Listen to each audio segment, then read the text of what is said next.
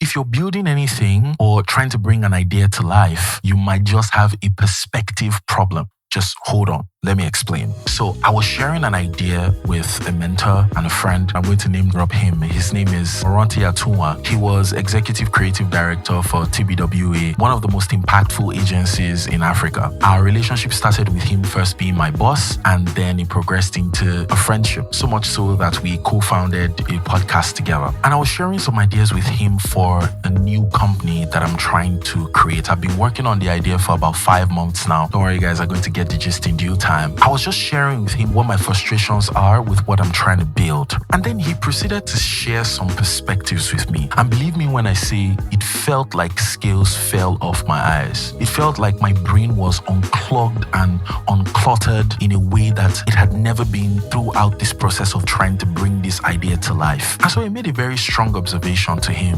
which led me down this train of thought that exposure is the real leverage of so-called top players and performers across different industries. It's that exposure that helps them come up with mind-blowing perspective to ideas people are trying to bring to life, just like Ranti did for me. He himself was humble enough to tell me that, look, David, a lot of how I go about business has a lot to do with the kind of exposure that I got early on. For some people, there's a way they look at the world. There's just almost like a superhuman, metaphysical way they have a way of seeing the world, so that where everybody else sees a problem, they see a solution. Where everybody else sees a closed door, they see an opportunity for some new innovation. And for some other people, it's a combination and accumulation of their total lived experience. They've been through the fire and water, as it were. They have such a robust perspective of life that has now elevated the way they look at problems, the way they go about problem solving, the way they go about leadership, and most importantly, bringing ideas to life. The main value that people like this really bring to an organization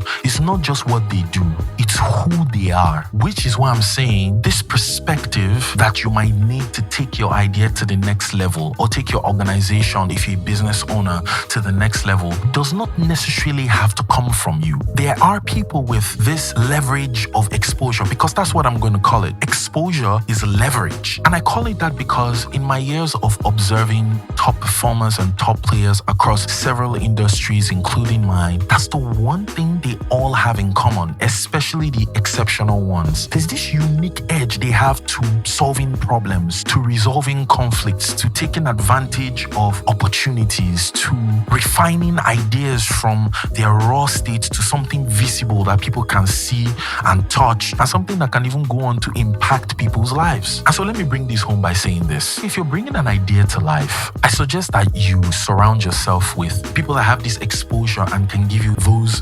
groundbreaking perspectives that help to make realizing your dream easier. And if you're a business or you're an organization, it would mean that you optimize your model, your onboarding process, your talent acquisition model to identify people like this and create an environment where their ideas can find full expression. This is one of the major problems I've seen with organizations and businesses in this regard. It's either their internal systems do not encourage people like this to thrive, or they just don't have those kinds of people in-house, or both. And so if you're a business or an organization, again, it would mean taking your onboarding process very seriously. It would mean really ascertaining beyond what people have on paper who they are and how they think. Try and put them in scenarios that exposes you to how they think, because then that is a solid skill that they can bring into anything they do. And here's word to all of us in the marketplace. A lot of companies and organizations who are taking growth and innovation very seriously are seriously refining how they locate and onboard talent. They're not just looking for people who look good on paper, they're looking for actual problem solvers. Let me wrap this up by saying this. On one end, it didn't have to be my own perspective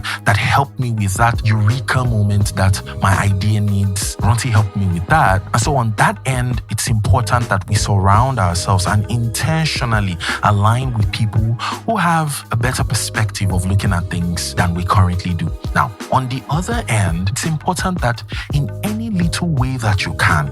As someone building ideas, building businesses, or even just a talent in the marketplace, it's important that we look for ways to improve ourselves, to keep exposing and enlightening ourselves so that we keep bringing fresh perspectives, valuable, intangible, priceless perspectives to our organizations and the ideas that we're trying to build. See you on the next one.